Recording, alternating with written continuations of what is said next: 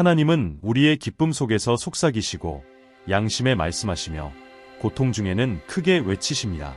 C.S. 루이스. 당신은 완벽해 보이던 관계를 위해 간절히 기도했지만 설명할 수 없는 이유로 결국 이루어지지 않았던 경험이 있나요? 모든 것이 하나님의 뜻처럼 보였을 수도 있지만 하나씩 문이 닫혀갔던 정말입니다. 사실 하나님께서 어떤 관계를 막으실 때 그것은 징벌이 아니라 깊은 사랑의 표현입니다. 하나님은 우리를 자신에게서 또는 우리 자신의 본질로부터 멀어지게 할 수 있는 것들로부터 보호하고 계십니다. 이번 영상에서는 이 민감하지만 중요한 주제를 다룰 것입니다. 하나님이 어떤 방식으로 관계를 막으시는지, 그리고 그 안에 담긴 하나님의 사랑.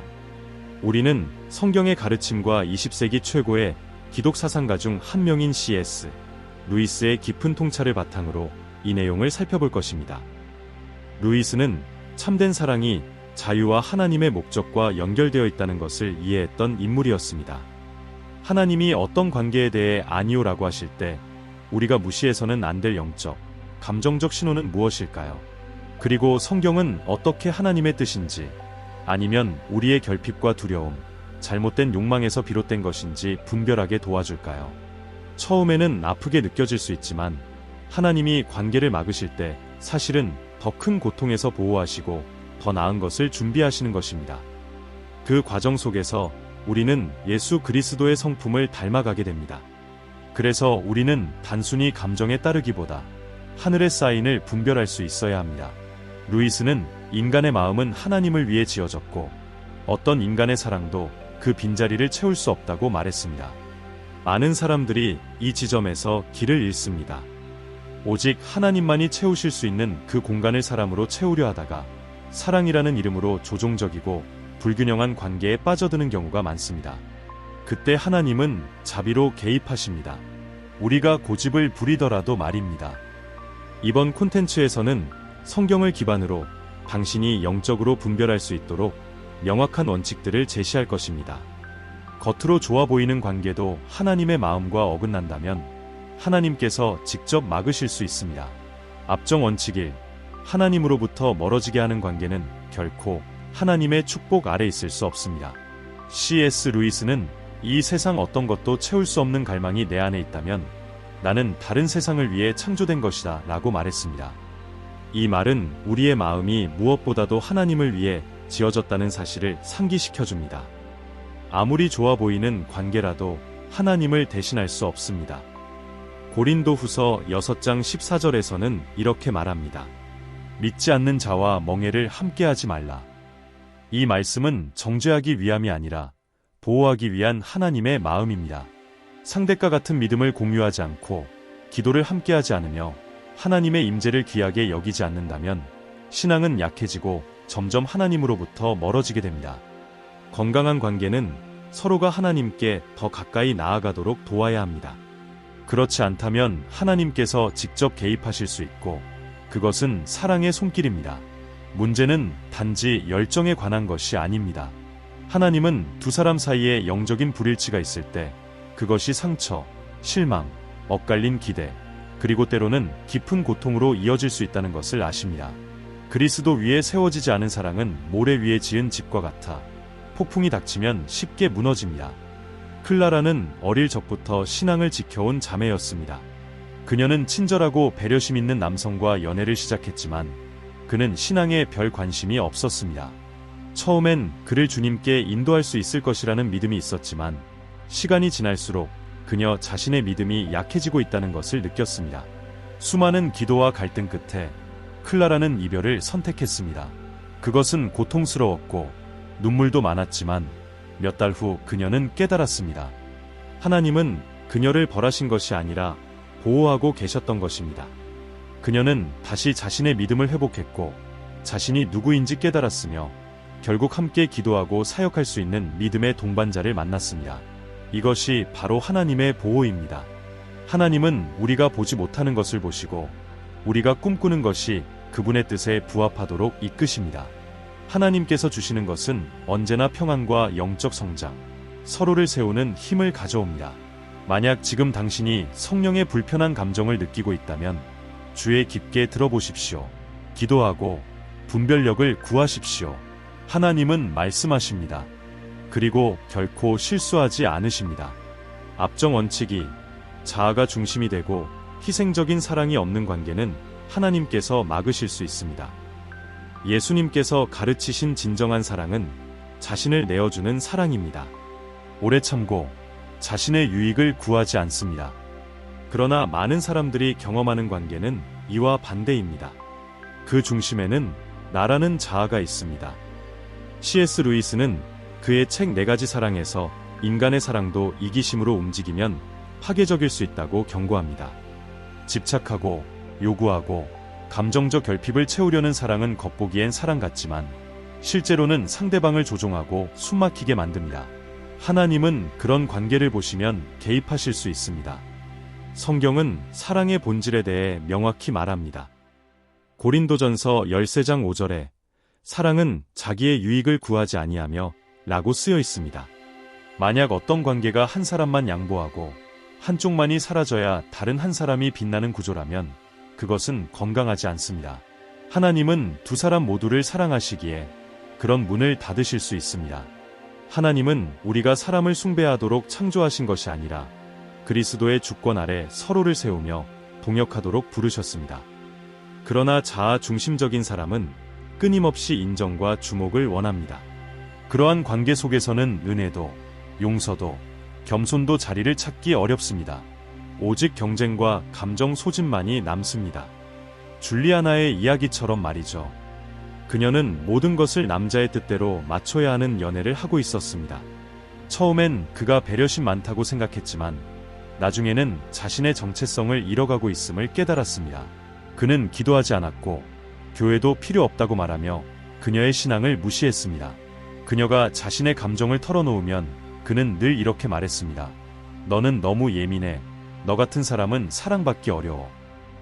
줄리아나는 매일 밤 울면서도 그래도 나에겐 누군가가 있어라고 스스로를 위로했습니다. 그러던 어느 날 그녀는 빌립보서 2장 3절 말씀, 어떤 일도 이기심이나 허영으로 하지 말고 오직 겸손한 마음으로 서로를 자기보다 낮게 여기라을 묵상하며 자신의 관계가 그리스도의 성품을 반영하지 않는다는 사실을 깊이 깨달았습니다. 결국 그녀는 이별을 결심했고 시간이 걸렸지만 회복과 기쁨을 되찾았습니다. 하나님께서 원하시는 사랑은 그분이 우리에게 주신 사랑의 연장선입니다.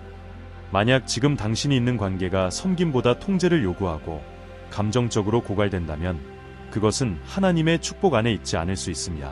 기억하세요. 진정한 사랑은 나에게 줘라고 말하지 않습니다. 오히려 오늘 내가 당신을 어떻게 섬길 수 있을까? 라고 묻습니다. 관계 속에서 나 자신의 목소리와 바람, 정체성을 갖는 것은 결코 잘못이 아닙니다. 그것은 건강한 사랑의 시작입니다. 진정한 사랑은 통제, 교만, 지배를 바탕으로 하지 않습니다. 그런 요소들이 있는 관계는 사람을 세우는 것이 아니라 무너뜨릴 뿐입니다. 자아는 종종 사랑의 탈을 쓰고 관계를 파괴하는 데 능숙합니다. 그래서 많은 연애가 사랑이 부족해서가 아니라 자아가 넘쳐서 끝나는 것입니다.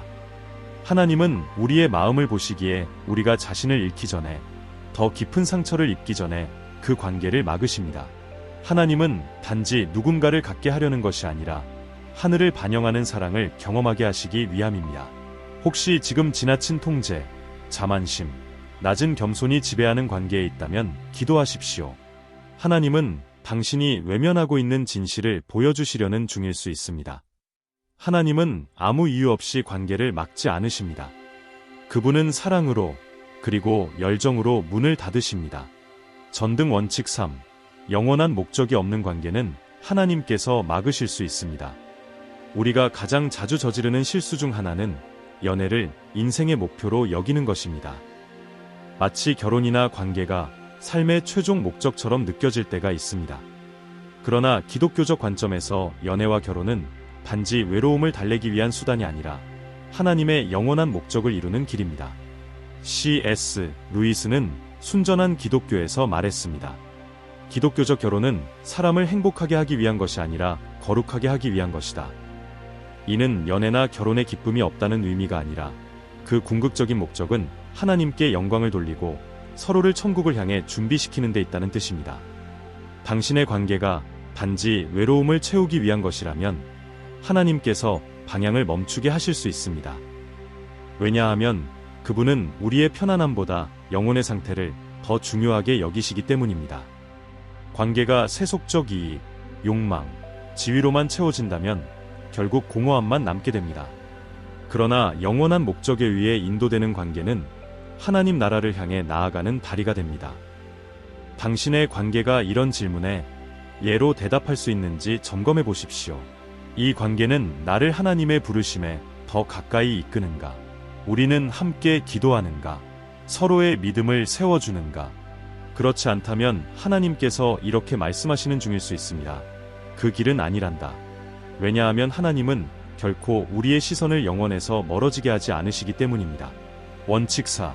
감정적 균형이 무너진 관계에 대한 하나님의 사인. 하나님은 아무 이유 없이 길을 막지 않으십니다. 때로는 우리가 길을 잃지 않도록 하시고 새로운 영적 여정으로 인도하십니다. 건강한 관계는 완벽하진 않지만 조화를 이룹니다. 하나님은 평화와 질서, 안정의 하나님이십니다. 그러므로 어떤 관계가 지속적인 감정적 혼란, 반복되는 위기, 정서적 의존, 감정적 협박, 불안과 혼란으로 가득 차 있다면 하나님께서 그 관계가 준비되지 않았음을 보여주시는 것일 수 있습니다. C.S. 루이스는 이렇게 말했습니다. 하나님은 우리의 순간적인 행복보다는 영원한 성숙을 원하십니다. 성숙함에는 감정의 안정이 포함됩니다. 늘 조심스럽고 긴장된 상태에서 자신의 감정을 숨겨야 하는 관계는 성숙한 사랑이 아닙니다. 그것은 미성숙한 감정의 표현이며 하나님께서는 그러한 관계가 굳어지지 않도록 막으실 수 있습니다. 잠언 4장 23절은 이렇게 말합니다. 무릇 지킬 만한 것보다 더욱 내 마음을 지키라. 생명의 근원이 이에서 남이니라. 우리의 마음은 하나님께 매우 소중한 것입니다. 하나님은 우리가 흔들리는 사랑이 아닌 평안과 성장이 있고 영원한 소망이 있는 사랑 안에 거하기를 원하십니다. 마음을 지킨다는 것은 누가 그 안에 들어와 머물 자격이 있는지를 분별하는 것도 포함됩니다. 감정적으로 불안정한 관계는 우리의 마음을 항상 경계 상태로 만들고 결국 몸과 영혼까지 고통받게 만듭니다. 평화 대신 긴장, 안정감 대신 두려움, 동반자 대신 혼란이 찾아옵니다. 이것은 사랑이 아니라 정서적 소진입니다. 감정의 불균형은 종종 강한 열정으로 위장되어 나타납니다. 그러나 방향도 목적도 없는 열정은 하나님의 선물이 아니라 경고일 수 있습니다. 커플이 서로 사랑할지라도 좌절을 건강하게 처리하지 못하고 사소한 다툼이 항상 큰 싸움으로 번지며 질투와 조종, 불신, 감정의 기복이 지속된다면 그것은 정서적 미성숙의 신호입니다. 티아와 하이사의 이야기가 이를 잘 보여줍니다. 두 사람은 신앙 수련회에서 만나 빠르게 가까워졌지만 시간이 지나며 질투와 불안이 자라기 시작했습니다. 좋은 대화도 잠시, 곧 갈등과 논쟁으로 이어졌습니다. 그들은 기도하며 하나님의 인도하심을 구했지만 같은 패턴이 반복되었습니다. 그러던 어느 날 셀 모임에서 갈라디아서 5장 22절 성령의 열매는 평화라는 구절이 공유되었습니다. 그 말씀은 그들의 마음을 찔렀습니다. 감정은 컸지만 평화는 없다는 사실을 깨달은 그들은 잠시 관계를 멈추고 각자 회복의 여정을 시작했습니다. 시간이 흐르며 그들은 자신들이 사랑이라 믿었던 것이 사실은 외로움과 내면의 상처에서 비롯된 것임을 알게 되었습니다. 하나님은 그들을 연결시키려 하신 것이 아니라 그 관계를 통해 그들의 내면을 치유하려 하신 것이었습니다. 하나님은 당신이 감정적으로 무너지는 관계로 들어가길 원하지 않으십니다. 하나님은 평화와 성숙, 신뢰가 있는 사랑을 원하십니다. 지금의 관계가 당신을 세우기보다는 무너뜨리고 있다면 기도하십시오. 하나님의 관계는 두려움을 만들지 않습니다. 그분은 치유와 질서의 하나님이십니다. 감정적으로 불균형한 관계는 종종 심리적 학대의 장소가 되기도 합니다. 소소한 조종과 말로 위장된 통제가 시작이며 이는 하나님께서 기뻐하지 않으시는 모습입니다. 하나님은 그런 관계를 흔들어 멈추게 하실 수 있습니다. 모든 관계가 항상 완벽할 수는 없습니다. 다툼도 있고 조율도 필요합니다. 그러나 불안정이 패턴이 된 관계는 분명히 다릅니다. 하나님께서 주신 관계는 시간이 갈수록 성숙해지고 세워집니다. 반대로 하나님이 주신 것이 아닌 관계는 점점 지치고 고갈됩니다. 만약 지금 당신이 두려움과 죄책감 속에서 관계를 유지하고 있다면 성령님의 음성에 귀를 기울이십시오. 하나님은 이렇게 말씀하실지도 모릅니다. 기다려라, 치유되어라, 자라나라, 혹은 놓아주어라. 하나님은 당신이 영혼을 갉아먹는 관계에 묶여있는 것을 원하지 않으십니다. 원칙 5. 하나님의 권면과 신앙 공동체의 조언을 무시하는 관계. 어떤 관계가 하나님의 뜻이 아닐 수 있다는 가장 명확한 신호 중 하나는 그 관계에 있는 사람이 하나님의 말씀이나 신앙 공동체의 조언을 무시하고 있다는 사실입니다. 아무에게도 책임지지 않고 혼자 가려는 교만은 종종 하나님의 뜻에서 멀어지게 만듭니다. 영적 반항이 있는 곳에는 위험이 따릅니다. C.S. 루이스는 공동체와 조언의 중요성을 깊이 이해했던 인물입니다. 그는 혼자 걷는 자는 자신의 욕망에 쉽게 이끌린다는 것을 알았습니다. 원칙 6. 조언을 무시하고 고립된 관계 속에 있을 때 지혜를 무시하면 결국 희생자가 된다는 말이 있습니다. 이 말은 매우 현실적입니다. 감정에만 의존하고 영적 분별 없이 고립되면 쉽게 속게 되기 때문입니다. 그래서 하나님은 우리의 삶의 리더, 목회자, 부모, 믿음의 형제자매들을 두셨습니다. 그들은 우리가 감정에 눈이 멀어보지 못하는 진실을 분별할 수 있도록 도와주는 하나님의 도구입니다. 잠언 11장 14절은 이렇게 말합니다.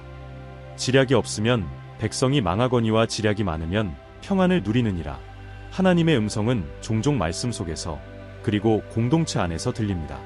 지금 당신이 믿음의 사람들의 조언에 귀를 닫고 있다면 그 관계는 하나님의 뜻과 어긋나고 있을 수 있습니다. 하나님은 우리가 혼자 결정하도록 부르신 것이 아닙니다. 공동체 안에서 함께 분별하고 성장하라고 부르셨습니다. 많은 사람들이 이미 하나님이 경고하신 관계를 고집합니다. 그들은 충고를 무시하고 우리를 아무도 이해하지 못해라는 이유로 자신만의 생각에 갇힙니다. 그러나 고립된 관계는 점점 위험에 노출됩니다. 사탄은 고립을 이용해 우리를 무너뜨리려 합니다. 만약 한 커플이 교회, 예배, 셀 모임, 신앙의 친구들에게서 점점 멀어지고 있다면 그건 분명한 경고 신호입니다. 하나님이 주신 사랑은 공동체에서 멀어지게 하지 않습니다. 오히려 더 깊은 교제 속으로 인도하십니다. 숨기고 조용히 진행하며 공동체로부터 감춰야 하는 관계는 하나님께서 주신 것이 아닐 가능성이 큽니다. 물론 모든 조언이 옳은 것은 아닙니다. 그러나 하나님을 경외하며 당신을 사랑하는 사람들이 반복해서 경고한다면 그것은 반드시 기도하며 다시 살펴보아야 할 때입니다. 다윗과 프리실라의 이야기는 좋은 예입니다. 두 사람은 교회에서 열심히 사역했지만 관계를 비밀로 유지했고 공동체에서 점점 멀어졌습니다. 조언을 시도한 사람들은 오히려 상처를 받았고 결국 둘은 잦은 다툼과 영적 냉담함 속에 관계를 끝냈습니다. 그 후 그들은 관계는 투명해야 하고 공동체 안에서 자라야 한다는 것을 깨달았습니다. 지금 당신이 조언을 피하고 있다면, 화가 나거나 숨기고 있다면 멈추고 기도하며 돌아봐야 할 때입니다. 하나님은 어둠 속에서 일하시지 않습니다. 그분은 빛 가운데서 역사하십니다. 건강한 관계는 교정과 성장, 조율을 기쁘게 받아들입니다. 원칙 7. 조급함에서 시작된 관계. 하나님께서 관계를 막으시는 대표적인 이유 중 하나는 그 관계가 기도 없이 단순한 외로움이나 불안에서 비롯되었기 때문입니다. 감정만으로 서두른 관계는 기초가 약하고 쉽게 무너질 수 있습니다. C.S. 루이스는 말했습니다. 진정한 사랑은 시간이 필요하다. 시험을 거쳐야 한다. 조급함은 지혜의 적이다. 성경 또한 경고합니다. 지식 없는 열심은 좋지 못하고 발이 급한 사람은 잘못된 길을 간다. 잠언 19, 2. 하나님의 뜻 안에 있는 관계는 기도 위에서 형성되며 하나님의 평안을 따릅니다. 감정보다 분별을, 서두름보다 기다림을 선택합니다. 만약 지금 당신의 관계가 기도 없이 시작되었고 감정만으로 움직이고 있다면 지금 멈추고 하나님의 때를 구하십시오. 많은 사람들이 외적인 매력이나 감정적인 끌림, 성격의 조화만을 보고 관계를 시작하지만 정작 하나님의 뜻을 구하지 않으면 결국 상처를 입게 됩니다. 겉으로 보기엔 잘 맞는 것 같지만 기도 없이 시작된 관계는 시간이 흐르며 그 한계를 드러냅니다. 펠리페와 조아나처럼 말이죠. 그들은 기독교 행사에서 만난 후 빠르게 사귀고 결혼까지 계획했지만 서로의 사명이나 영적 방향에 대해 충분히 나누지 않았습니다. 결과적으로 몇 달 만에 심각한 갈등에 부딪혔고 그들은 자신들의 결정이 하나님의 인도보다는 충동에 가까웠다는 것을 깨달았습니다. 기도는 단순한 종교적 행위가 아니라 하나님께 맡기는 겸손한 자세입니다. 이 관계를 주님이 인도해 주세요. 필요하다면 멈춰 주세요. 숨겨진 것을 보여주세요. 라고 말하는 것이지요. 만약 지금 기도 없이 관계를 서두르고 있다면 하나님께서 멈추라고 말씀하고 계실 수 있습니다. 하나님의 타이밍은 언제나 완전하며 그분은 급함을 요구하지 않으십니다. 또한 존중과 성령의 열매가 없는 관계는 하나님의 축복 안에 있다고 보기 어렵습니다. 갈라디아서 5장에 나오는 성령의 열매 사랑, 희락, 화평, 인내, 자비, 충성, 온유, 절제는 하나님께서 함께 하시는 관계에서 자연스럽게 나타나는 것입니다. 반대로 지속적인 상처, 억압, 무시, 언어적 공격이 반복된다면 그 관계는 점검이 필요합니다. 마르셀라는 교회 내에서 존경받는 남성과 교제했지만 집에서는 그의 통제와 조롱 속에서 점점 지쳐갔습니다. 그래도 바람 피우는 건 아니니까 라고 스스로를 위로했지만 결국 친구의 질문 하나가 그녀의 마음을 돌렸습니다. 지금 이 관계에 성령의 열매가 없는데 결혼하면 생길 거라고 믿어. 그 질문이 그녀를 깨우쳤습니다. 하나님은 당신이 외로움을 피하려고 아픔을 감수하길 원하지 않으십니다. 그분은 온유함과 존중 속에서 피어나는 진정한 사랑으로 당신을 이끄십니다.